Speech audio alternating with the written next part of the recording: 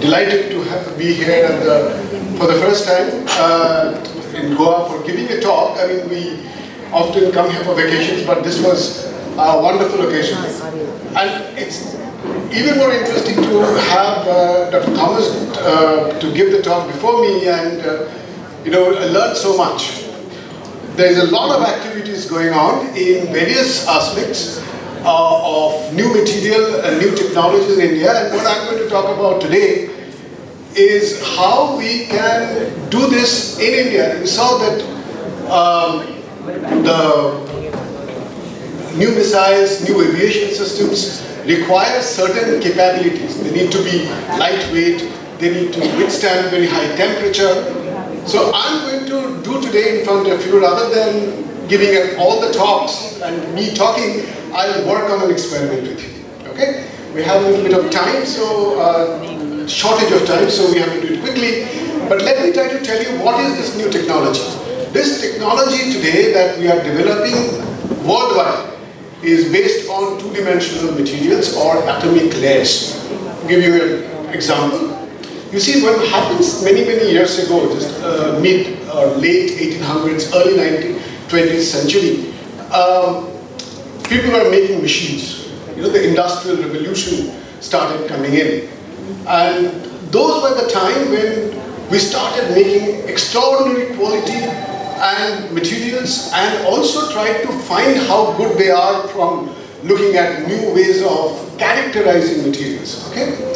So, very interesting cars came in, and then we built machines which could liquefy helium, and that gave us superconductivity for the first time, 1911. So, you see, there is a lot of activities, a lot of innovation in machines, in materials that give us a huge amount of change in the social life.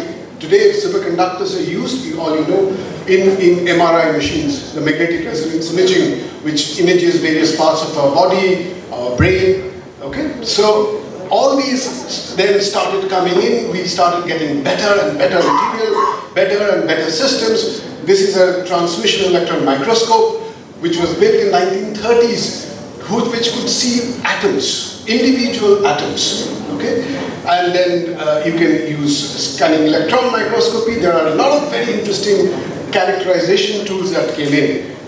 At the same time, we were building materials interface. We are making new materials, new structure of materials. For example, we are making extremely high quality thin films. Today, all the electronic equipments you have with your laptops, your mobile phones, they have integrated circuits, semiconductors, right? In the semiconductor, you need to connect different parts of the semiconductor with metals, with thin films. And these are possible because we could make very thin film of metals in a very tiny area using techniques called lithography. Okay, so this made possible a whole new class of electronics, the electronics that we see today. This is an MBE machine, the molecular beam epitaxy. Okay, it's a really complex system. I don't have a pointer, but I think I can show you. You can see this machine, which has got a large number of different chambers. There, the vacuum that we have to create is approximately 13 orders of magnitude less than the ambient pressure. 13 orders of magnitude. So you need that kind of vacuum to be created in order to... Yeah. So these are the chambers. Okay. You need to have pumps. You have to suck all the air out, so that when you evaporate materials inside these, you get single crystals. Absolutely fantastic, pristine quality single crystals in order to make films and today semiconductors. So you can see this is a silicon single crystal silicon, which gives the mother of electronics that we have today. But these are three-dimensional, which means typically a wafer of crystal, a silicon, that you have, that you manufacture in companies today are about half a millimeter thick. What you do, you pattern them and you print your electronic circuits on them in order to get the electronic functionality, a transistor or a diode or whatever it is that you want. What we started asking about 18 years ago, can we make it two-dimensional? Can we make it thinner?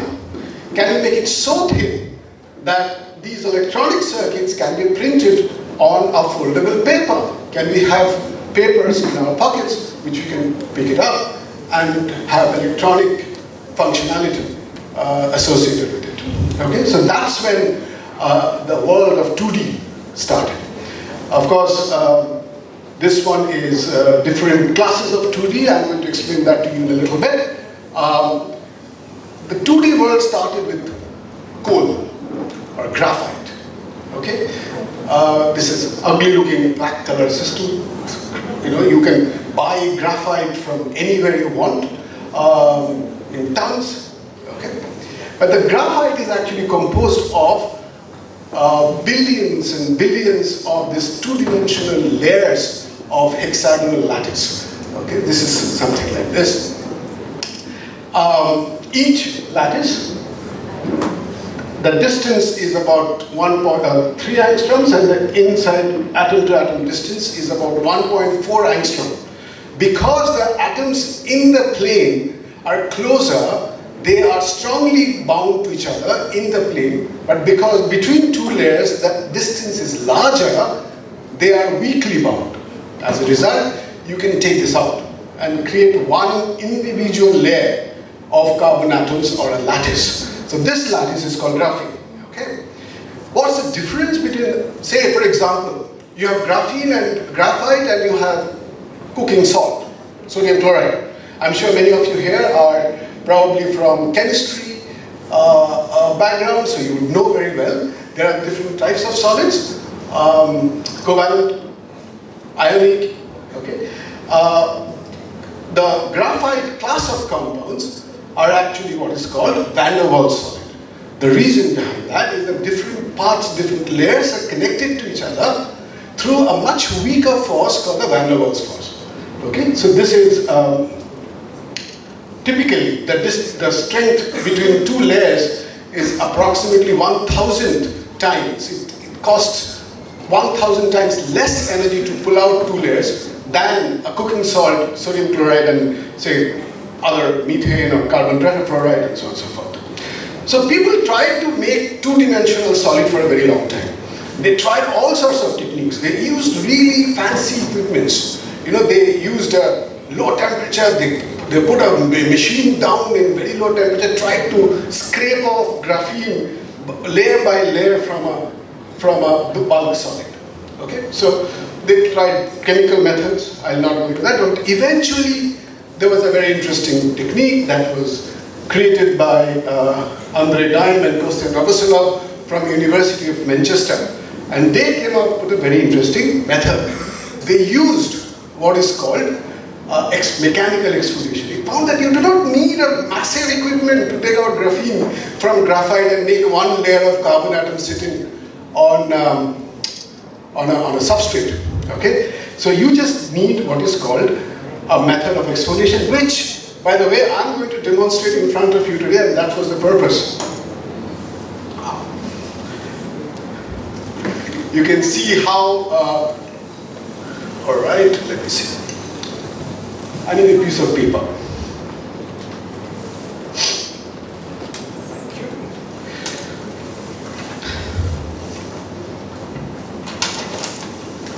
Okay, I need a volunteer. You're there? Please go ahead. Okay. Can you hear me? Good. All attention. What is this? It's a pencil, right? What's your name? Sean. Okay, Sean is going to do something which, if he had done 18 years ago, he would have got the Nobel Prize. Okay. Pencil. Draw a scratch on the white part of the paper.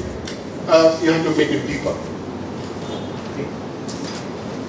Okay. I don't know whether you can see it. So there was a, right, so you make a deep scratch on the white paper with a pencil. This is what was first done by these two gentlemen whom I showed you. All right, what will happen after that? This is a scotch tape, right? You have it in your laboratory? Do, okay.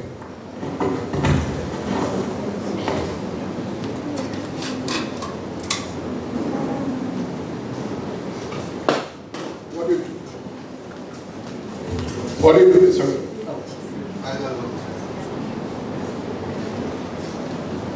Okay, so this scotch tape will now be pressed on the scratch mark of paper, pencil on the paper. Okay, now take the scotch tape out fully. Okay, what happens now? You will see that some part of the, you will not be able to see from there, but this paper will be here. You can try seeing it after it will be shown. Okay. So some of the graphite mark, pencil has graphite on its tip. Some of the graphite which got transferred on the pen, on the paper, has now been transferred on the scotch tape. What these two gentlemen did after getting it on the tape, they pressed it on a silicon oxide wafer. Hang on, I'll show you one.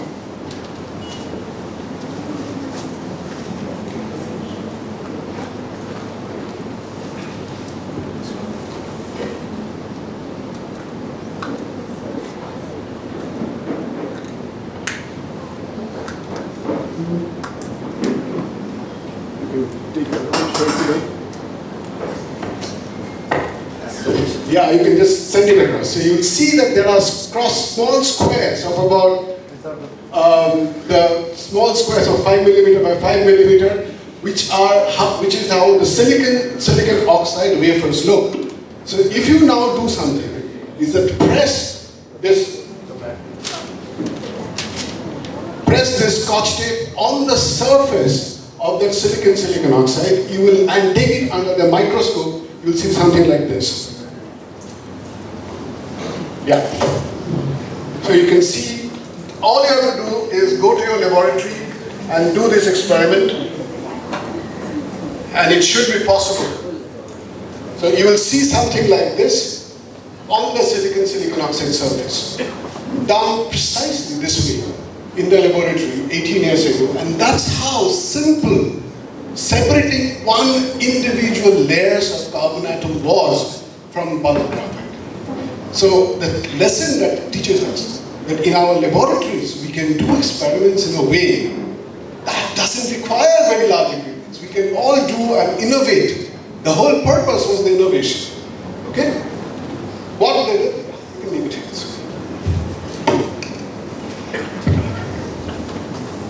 Okay. But please take this and have a look inside on the surface. Right, so this is a graphene piece. This is 1 and 2 that's given there is one layer of carbon atom. 2 is 2 layers. You can actually make out, there are ways in which you can make out how many layers are there. Okay. If you take a scanning electron microscopy picture, you will see this kind of individual carbon atoms, layers of graphene.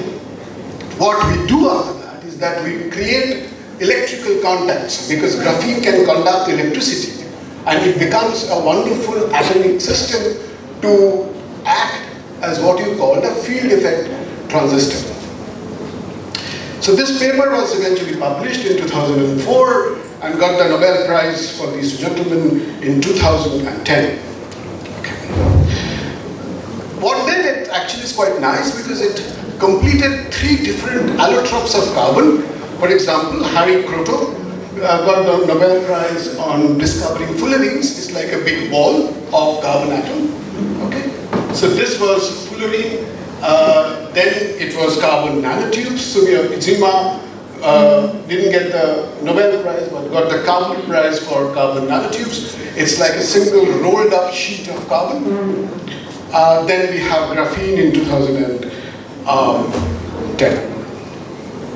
Okay, it's much more than a material, and this is what I would like to tell people, because of the property of graphene goes beyond just electrical properties, okay? And although way back in 1947, Philip Wallace told some unique property of this single layer of carbon atoms. He calculated the properties of electrons when they move in this layer, and he found that in graphene, electrons behave as light. They behave as photons. It's very interesting. The moment you have this single layer, the electrons are no longer like a mass. They have, you don't have mass anymore, but they behave as if they are photons, although they move at a velocity which is much smaller than light, but they move on inside the layer like light, like photons. Okay? So that actually got people interested, because if you can make things move at the speed of light or close to that, then you can make very good quality, very fast electronic device. Correct? And that's people got started. They made something like this. I already showed you. This is a silicon oxide on top, then the silicon down there. There's a graphene layer, and there will be electrical contacts to make a graphene transistor. And people found that if you take a standard graphene transistor like this, it's one of the fastest transistors in the world.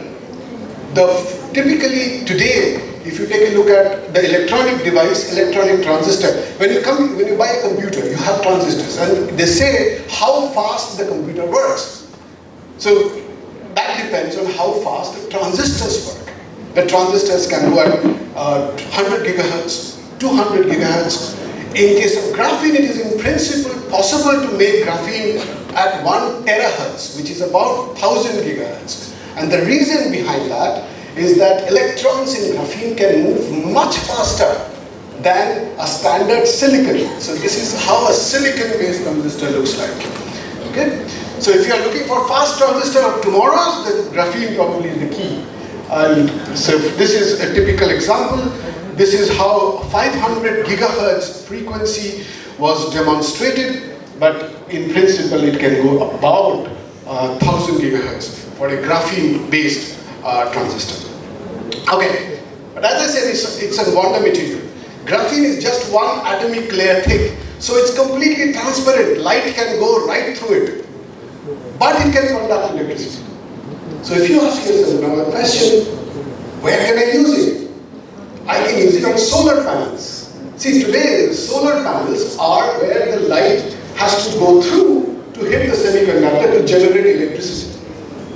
I want a wonderfully transparent conducting electrode so that I will not lose any light, but at the same time I will collect all the electrons that has been generated by it. Ideal solution is something which is graphene. It has got wonderful electrical conductance and no complete transparency. So this is a very interesting use of graphene today.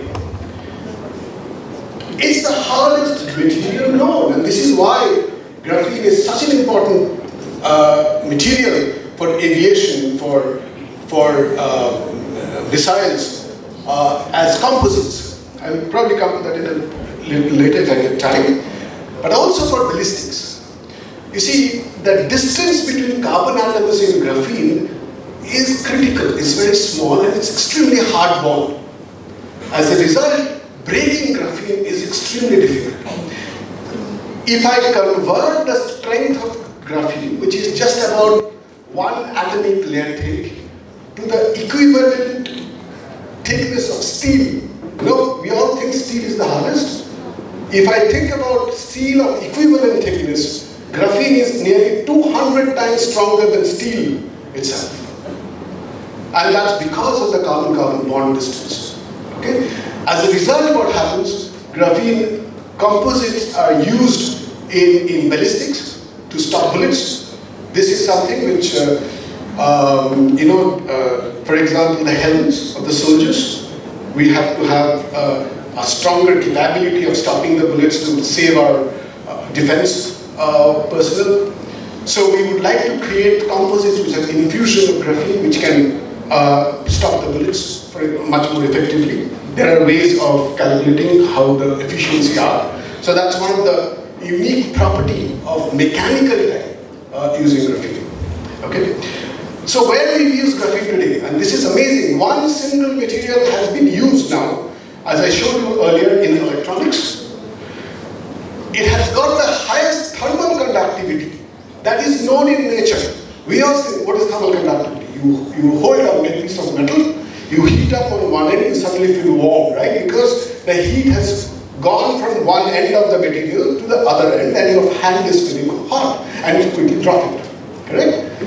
What's the hardest? If I hold a piece of wood, I don't have any problem. The other end of the wood can burn and I can still hold it. That's because wood is not thermally conducting.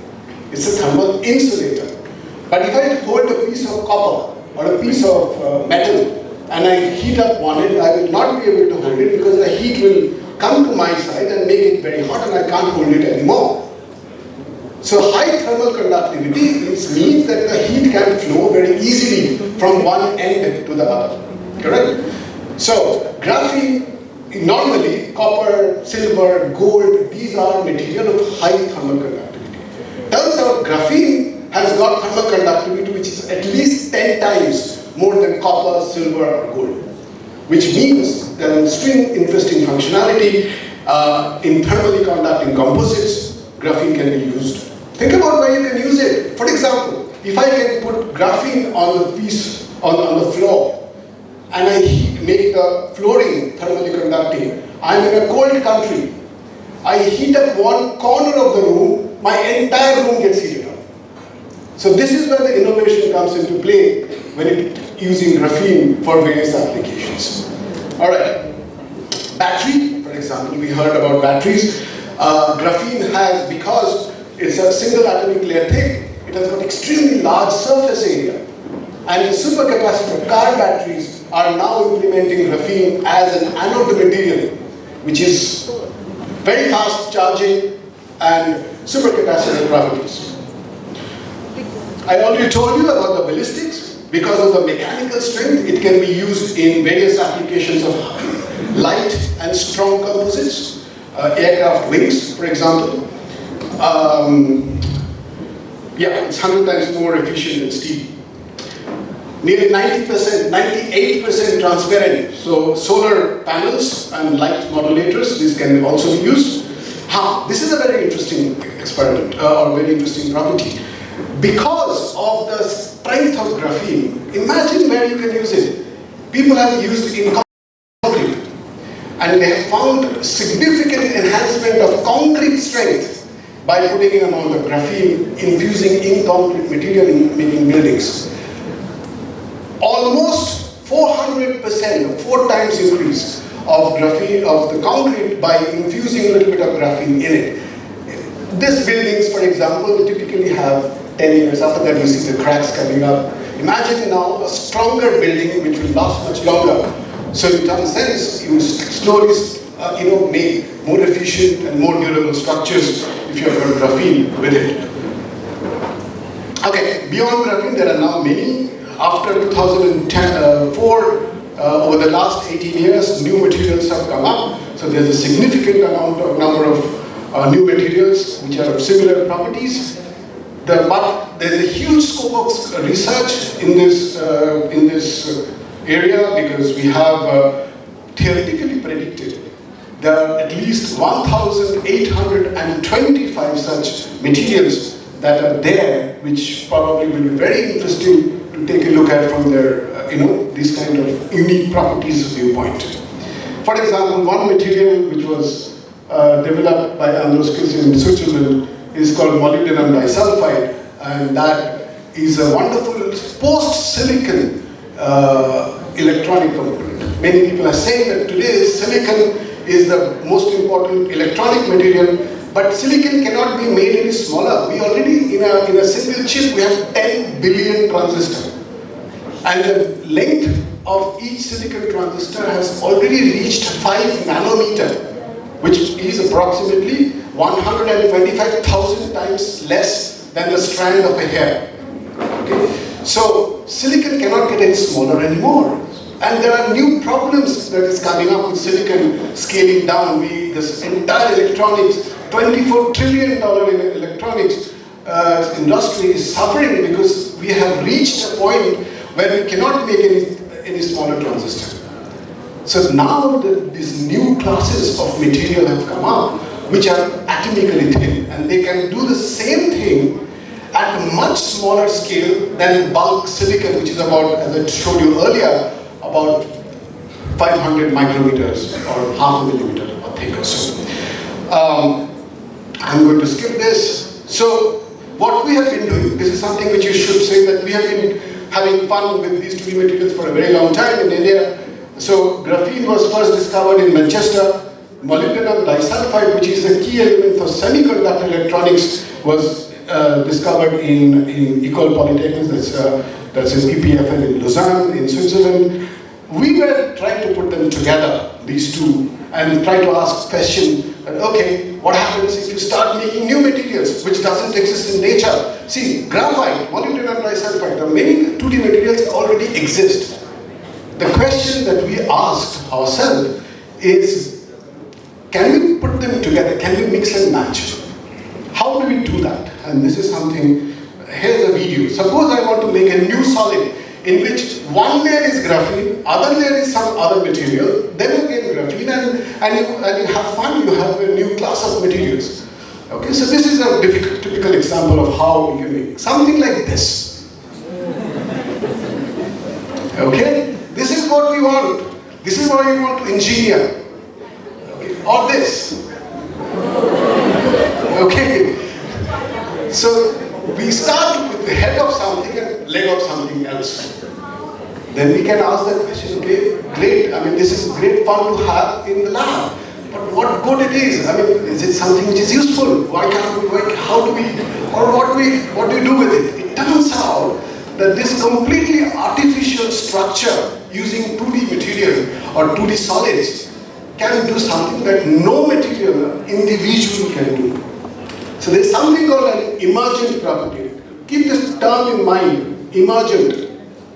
Emergent means that suppose you have two different systems with individual properties, but then you put them together, you have a property that does not exist in the individual component. So then you say that this system has an emergent property. We started finding that this unique class of materials which we can mix and match of different chemical solids have emergent properties. So this is what we call designing material on a chip. What do you call atomic Lego? You have Lego games. We can now play Lego games with these materials. I'll show you one example. This is a cartoon where we can now put materials of different class altogether, one on top of the other, and make something completely different, completely new, which didn't exist before. Okay. So this is typically how in the laboratory we do. If you come to my laboratory, I'll be very happy to show you everything is done underneath a microscope to make such structures.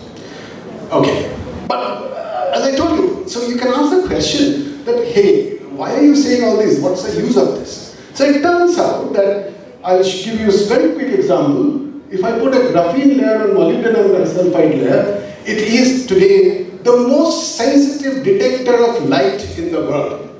What I mean by that? Okay, so imagine the way a camera works, right? A camera is, you take light and you press the shutter or whatever it is. It lets light come in and it drops on a silicon or an electronic component. It converts the light into electricity. And this conversion to electricity, then it gets stored in the memory. And then you later show your friends, here's an image. So the conversion of light into electricity is the key component in the function of a camera. And how much current you produce gives you the sensitivity of the camera. For every light, for every photon, if you get a large amount of current, then your camera is good. And if you don't get a large amount of current, your camera is bad. So this is exactly that. If I shine light, this is the amount of current it produces in the circuit. And using this, we can make extremely tiny amount of light. You can even image in the night. Now, if I use this new camera configuration, I'll tell you what we can do. Imagine a candle. All of you have seen candle. right? The candle emits power, because when you light a candle, it emits power. And the amount of power it emits is called a candela. I'm hoping that all of you are students and you have seen candles. The power that a candle emits is called a candela. Okay? A candela is about 18 milliwatt power that it emits around all directions around the candle. Okay? Now this new graphene and molybdenum disulfide structure, hybrid structure that I showed, that can emit, that can detect light about 1/3 the way to the moon that is emitted from one candle on Earth.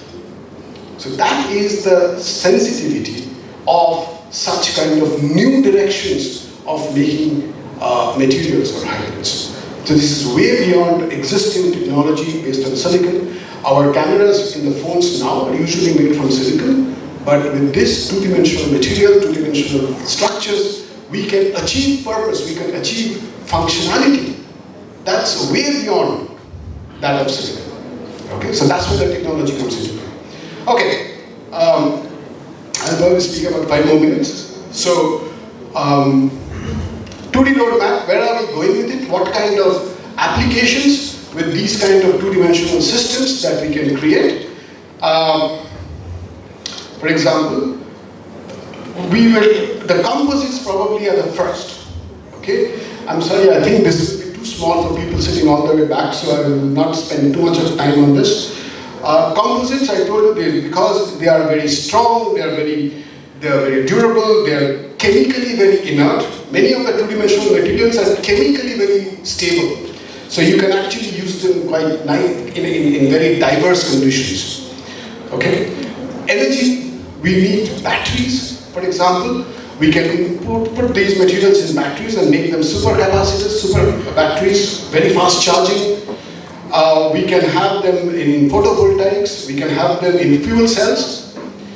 Data communications, now graphene is a very fast transistor, so you can use them in communications. Today 5G has come, so there are a lot of strong and fast data communication requirement that's coming up. Tomorrow there probably will be 6G. All these data communication requirements, you require very fast bit-by-bit data rate, and graphene's ability to make very fast transistors can already have been given a possibility of data communications. Electronics, major electronic companies are now already putting some of these two-dimensional materials as a partner of silicon to make very fast and energy-efficient transistors. Sensing and also biomedical diagnostics, in MRIs, in some of the biosensing, these two-dimensional materials are now being used on a regular basis. More than 350 companies now all over the world, and there's the cumulative growth of this technology in the world today is more than 43%. So by 2028, there's possibility of reaching much larger market value. Right, I've got one more thing to show you, and which is what is called the bulk manufacture. See, the biggest problem with 2D community today is how to produce them in tons. Reliance, the Tata Industries, they are setting up massive plants of making graphene in their company premises for their products. Plastic, which is infused with graphene and 2D materials, already are in the market. You probably don't know yet. Because they can serve certain purposes. The problem is that making graphene for the industrial usage is very difficult even today, because we know how to create high quality graphene, but we do not know how to make it in large quantity. For that, chemical processes are being used. For example, there are various chemical processes. I'm not going to go in detail, but the most popular one is by putting graphene in a solvent and then shaking the solvent very fast at 40 kilohertz, at 150 kilohertz speed. if you put graphene in a solvent and make it really fast, then it's like a shear. It's like making a uniform shear, and that splits the solid out. Okay? So that seems to be the best way, but this is still under development. Okay, I'm going to show you something. I have something. If you, again, someone can help me out on this? Yeah. This, you have to be very careful. I want you to see how exfoliated.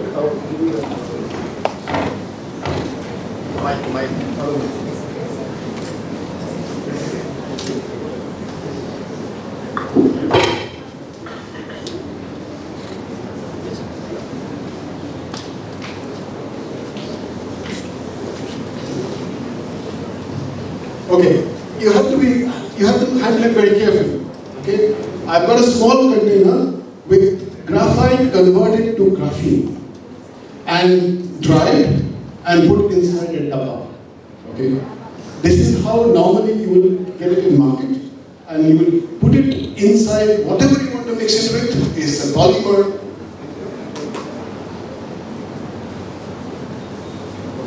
So this one has. Okay, there's another one. Hang on. Let me just close it.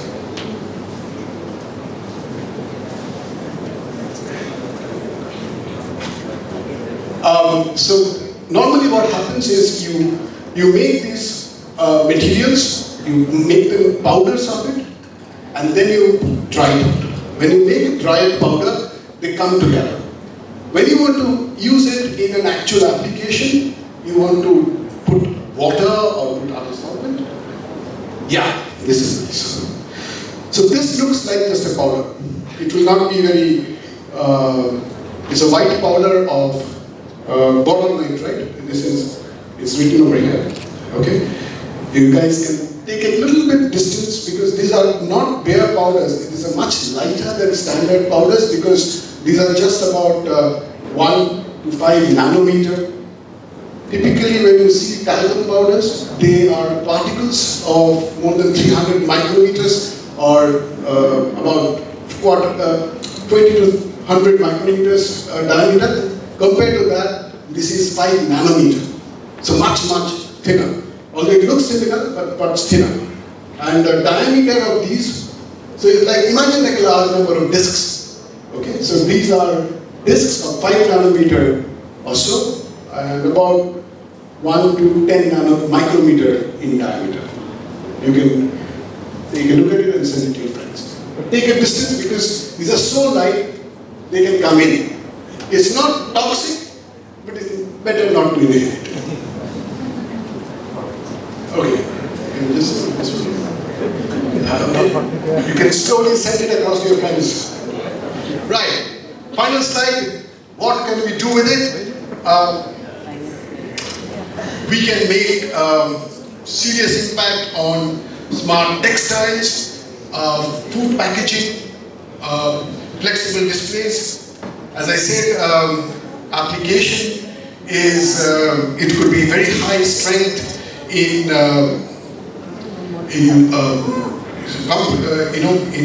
composites, in various forms of, I have this one.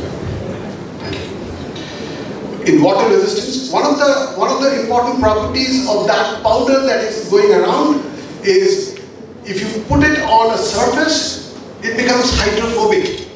That means it repels water. The moment water drop forms, it just flows away. So imagine you have a raincoat, and the raincoat, essentially when rain comes, it seeps inside in a longer time, particularly through the seepages where the stitching has been done, the water goes through that. Now imagine you have this coating of hydrophobic material, the rain immediately goes away. Imagine you are in a mall and imagine there is a railing where people are there and someone sneezes and there is bacteria. So antibacterial coating, if you put this as a coating, if someone sneezes, it's usually carried by water droplets, right? The sneezing, it immediately flows away. So these are the immediate applications of this type of material in coating that can transform our social life in a number of ways. Okay, I'm going to stop here. We are out of time. There's a lot of applications that goes from various sectors of society. Okay, this is also, so here's the crux of the story. 2D technology is at its infancy. It started just about 18 years ago. We took a lot of time to understand the fundamental physics, solid state physics of this. It's a great promise. There are a huge amount of work, functionality that can be obtained. But now it's conversion time to convert the promise of the physics into actual deployable technology. Thank you.